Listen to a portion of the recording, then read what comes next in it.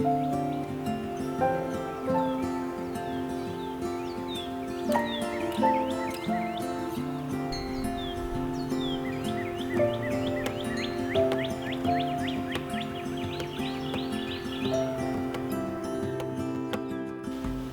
guys, Constance here from Cosmopolitan Cornbread. So I am getting a slow cooker recipe started for today because it's going to be another garden day. I've got lots of stuff to do outside. So I have about a 2-pound Boston butt from my Butcher Box subscription. So the first thing I'm going to do is I'm going to cut this up into chunks about 2 inches or so.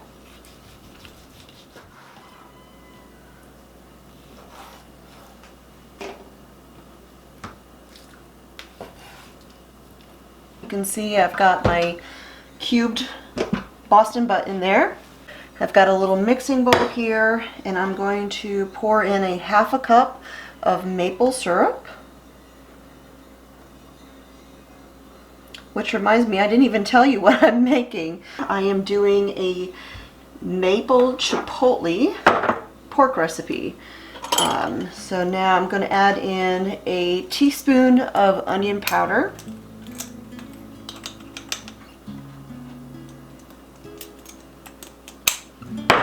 A teaspoon of chipotle,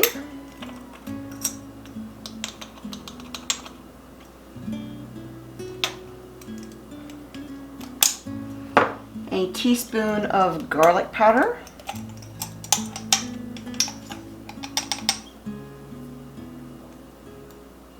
which I just realized I am using the wrong measuring spoon. This was a 1/2 teaspoon, so let me do this again.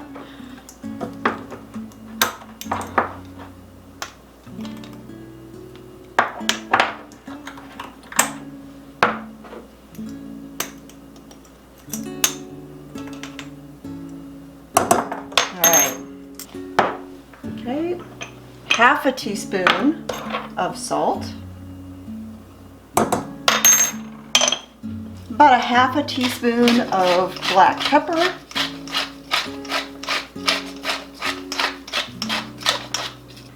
and orange.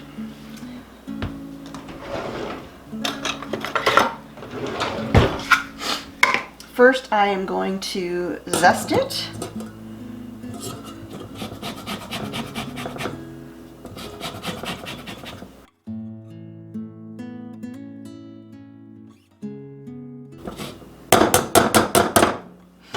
Alright, and then now I'm going to juice the orange into my mixture here.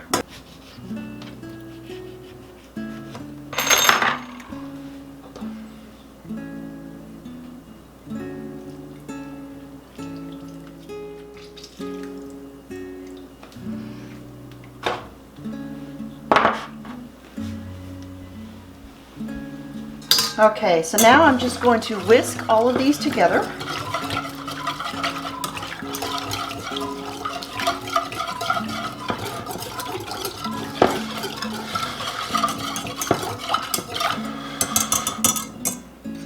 I'm just going to pour this all over the top of the pork.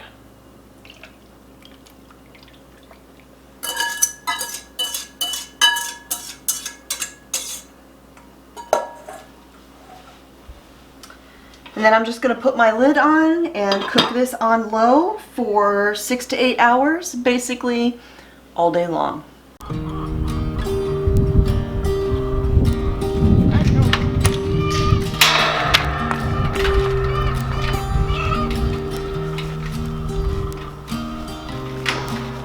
Apples for Sophie. Oh.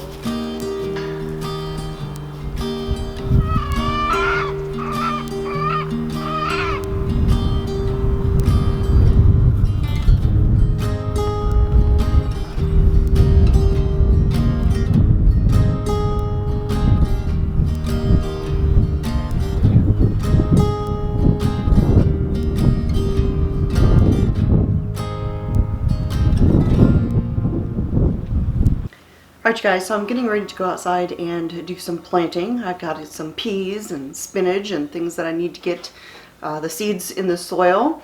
But before I do that, I shared on Instagram the other day that I got a new table. Now, my original table that I had, I'm not getting rid of. I love that table. It's got a really thick top butcher block. It's solid oak, and what I'm probably going to end up doing is using that as my desk. But after I installed the wall of cabinets here in my kitchen, which I have a video where I talk about all the things that I did in this kitchen. I will put a link to that down below or up in a card if you're watching on YouTube. After I installed it, the rectangle table that I had made it kind of difficult to get into that cabinet right there.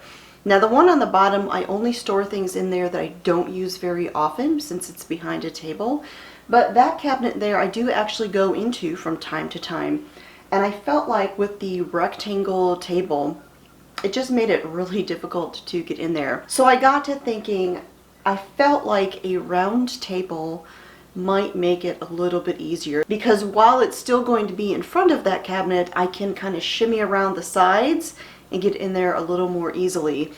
But I didn't just want any round table, I wanted something with a bit of character, and so I began searching and keeping an eye out at all the antique stores, because you know how much I love antiques. I wanted something round, but I wanted something with character, something that looked like it had a story behind it. Well, I found a table that was exactly what I was looking for, except it wasn't round. It was a rectangle, and it was smaller, and while I thought it was great, I wasn't sure. So I went up to the counter and I asked if I could borrow their tape measure, and I measured it. And I thought about it, I'm like, no. It looks fantastic, but it's still a rectangle, even though it's smaller. So when I went to check out and purchase the thing that I was getting that day, the gentleman asked me, he's like, do you want to get that table? And I said, and I told him, you know, it's what I'm looking for, but it's not the right shape. And I told him, you know, my scenario that I had here and everything. And he paused for a moment. He's like, I might have just what you're looking for. And he said when he got home, he would take some photos and send it to me. Well, he sent me the photos, and from the photos, I was like, that is the exact table that I'm looking for. That looks perfect. But here's the issue. I didn't want to jump on it and say yes for sure until I could see it in person, because I've seen a lot of beautiful old tables, but then you go and you touch them and they are so flimsy and so beat up. You don't want to put a glass on them, let alone actually use it on a daily basis. So I went and I looked at it, and this first thing that I did was I laid my hands on it and I shook it, and it was solid. And I'm like, sold. This is the perfect table. So this is the table that I got. I absolutely love the character of this table. It has brass casters under the feet. The legs, of course, are wood, and what I really love is that you can see how it was put together with wood pegs. So there's no screws holding these legs together. They are just the old-fashioned style. And then the table itself, the tabletop, I think it was actually handmade or homemade, because if you look at it, the wood, as it's put together, it's not quite perfect. And there's a board that goes down the middle, which really looks a lot to me like it could even be a tobacco stake, which are the sticks that are used to hang tobacco leaves to dry. And so I loved the imperfections. I love that the wood looked like it used to be something else because of all the old like nail holes, and it just spoke to me. And of course it is smaller and it fits perfectly. So I think this was a great find.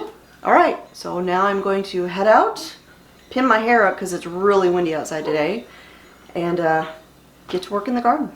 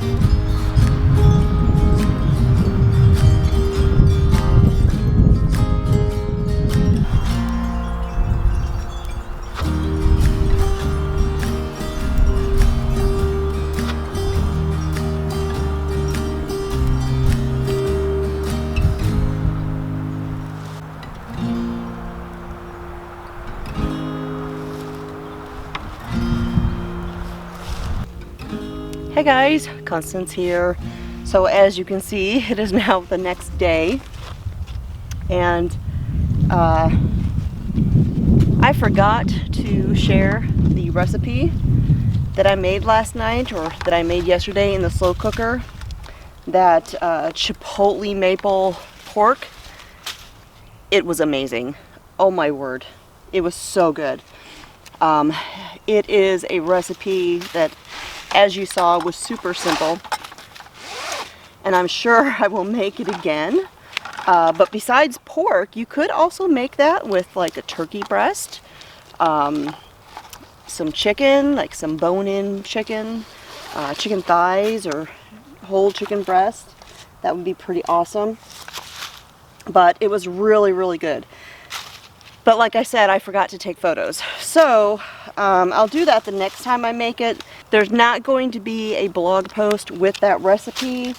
However, if you would like a printable version of it, if you are watching this video on cosmopolitancornbread.com, underneath this video I will put the printable version. If you are watching this directly on the YouTube channel, then I will put a link to it down below where you can print that out and save it, because you saw how easy it was. It was so good. So you see I've got these little stakes right here. This is what I do when I want to set up a trail camera in a spot where there isn't a tree.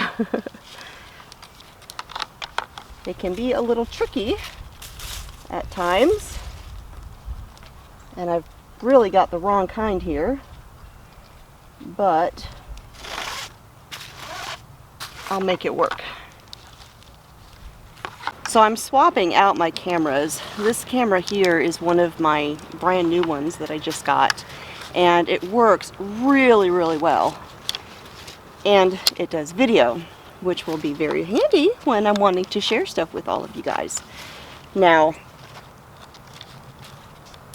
this corner is a highway of animal activity. Always is, because it's where some trails connect. You've got the woods, you've got all of this stuff, and there's just always tons of animal photos. So I thought this was the perfect spot to put one of my newer cameras. That corner of the pasture is just highly active with animals all the time. I just got done checking all of my SD cards, and I'm out putting them all back. And just in the last 3 days over in that corner, there was deer, bobcats, coyotes, armadillos, possums, raccoons, rabbits, squirrels, you name it, it was out there. So I swapped it out with the video camera because I thought it might be fun, or might be nicer than the stills that I capture. Now, the last time I was out here filming in the woods, a few days ago, or a few videos ago, I forget, I had several people mention that they hoped, warning me, make sure I have protection and everything. I just wanted to set their mind at ease. When I am out here in the woods, I'm carrying protection. That's, if you are new here, you may not know, I refer to my protective device as Betsy. And I just don't put Betsy on display because YouTube doesn't like that. So I am always accompanied by Betsy when I'm out here in the woods. I mean, well, I can't say always. I'm usually accompanied when I'm out here in the woods. If I haven't seen any kind of activity out here in a long time and I'm not going too far in, I might not have her with me. But if I'm out here, especially if I know that hogs have been around, I am definitely accompanied by Betsy. So, oh, and something else that I wanted to mention too, in my last video, I showed a little video clip of one of our dogs. if you are new here and you haven't seen them, we have 3 dogs. All of our dogs are rescues. Well, all of our pets are rescues. So we have a rat terrier who's about 4 years old. His name is Shotzi. Then we have my big teddy bear dog. His name is Duke, and he is a half American Staffordshire Terrier, half Shar-Pei, but then he's got like 2% of cattle dog in him. And he is, he's my sweetheart. He is the biggest teddy bear on the planet, but I can sleep with the windows open and not think anything of it because he would eat somebody if they tried to get in the house. And then the one that was on video that people were asking about, people were asking if he was a lab or what was he. His name is Ute. He is our youngest dog. He's a dork. I'm just gonna say it. He is a dork. He's actually very intelligent. Like, he learns stuff very quickly. Sometimes things you don't necessarily want him to be able to do, like open a child safety gate with his nose. Like, I can barely unlatch it with one hand. I don't know how he can do it from the other side with his nose. Yeah. Now, Duke, we actually did a DNA test on him to determine exactly what he was. Although by the time we got the results back, I had actually guessed, and guessed correctly, about all of his breeds. Now, Ute, we have not done a DNA test on, but we do know that he is generally a Catahoula leopard dog. That, like a lab, is a sporting dog. And one of the telltale signs about his breed is his eyes. And you couldn't really see it in the video, but I have a photo that I'll find and I'll plug in right here. He has a very unique characteristic where one eye is half blue and half brown, split vertically. The other eye is also half blue and half brown, but split horizontally. And that characteristic is called agate eyes or cracked glass eyes. And there's a couple of breeds that have that, but Catahoula leopard dogs are very, very common with that characteristic. And while he's not generally spotted, most Catahoulas have a lot of spots on them, like a roan. Think of a pointer, like a German pointer, something along those lines. He does actually have spots, but they're really pale. They're like cream on beige. So you can't hardly see them, but they are there. So I don't think he's a purebred Catahoula, but we just go with Catahoula because it's fairly accurate for him. But I say he's a dork because he is so vocal, demanding, jealous, but a big baby. And he licks a lot. But he is a good dog when he's calm, which is generally only when he's half asleep. Hi, babies! Hi, babies! How's it going?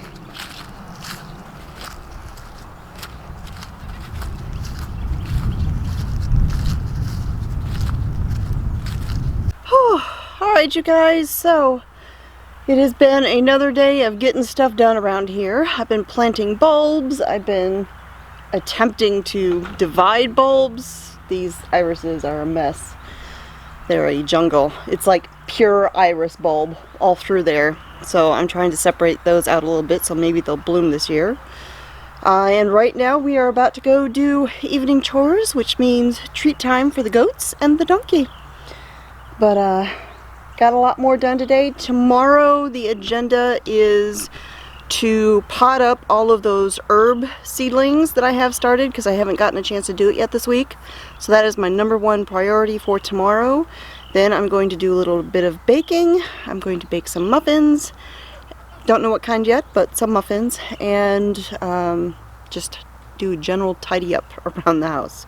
Oh, before I wrap this up, there were a bunch of questions in the last couple of videos. I have not had a chance to go through all of the comments yet, so I will work on addressing them. Some of them I may do in video, and some I may do right in the comment section, but I have actually spent very little time at my computer this week.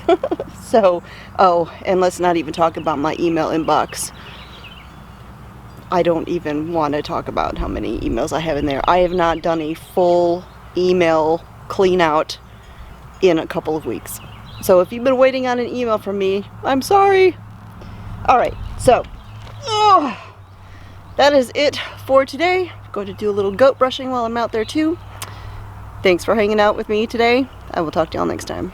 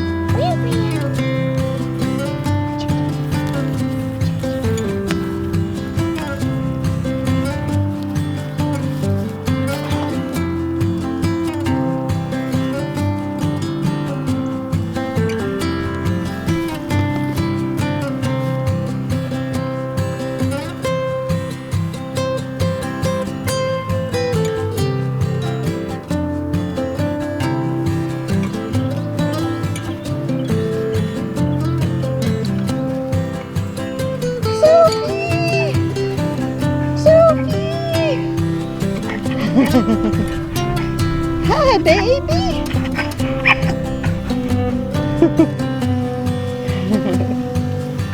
Sophie. Hi, baby. What's going on? Hi, baby. Daddy's got the treats.